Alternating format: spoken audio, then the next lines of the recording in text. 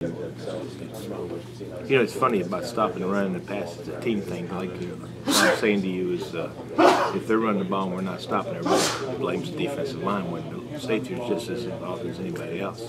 And when they throw passes and they may run a wheel route and the linebacker's supposed to take it, and he does it, it's always the secondary's fault. So stopping and running the pass is a team thing. So in other words, we can't hold coverage forever. But we can have poor coverage with a great pass rush and get away with it. So it's a combination of both. A lot of scramble drills this week with BJ. Is that what you do?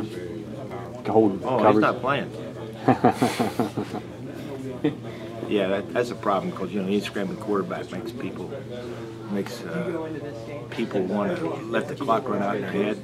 3 seconds, I'm going to look back now because I've covered him enough, and it doesn't work that way. Scrambling quarterback. Heck, when we had Major Harris and Pat White, I mean, it was 6 and 7 seconds, and they were running all over the field.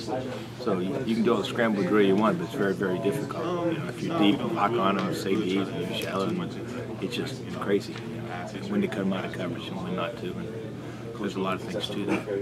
You see a lot of the same things as far as plays with the two guys. I know the backup, he seems to have a pretty strong arm. Do they do a lot of similar things from what you study?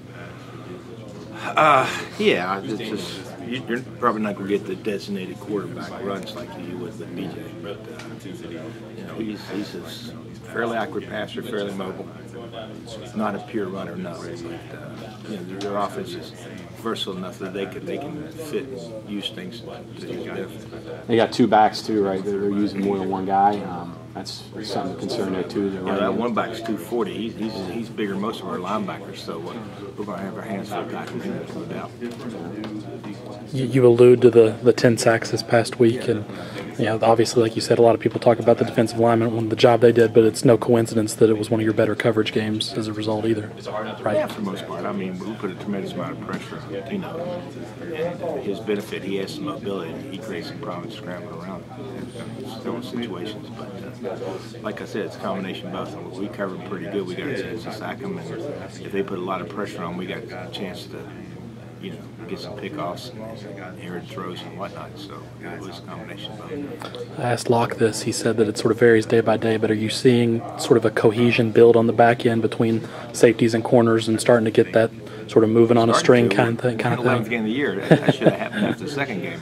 So it's always a fact that if you can't play together as a group, good things will not happen. So that's just absolute priority. They all have to be on the same page. They all have to communicate well. That's just a must. Playing this way, so that's more than hope you get it. That's expected.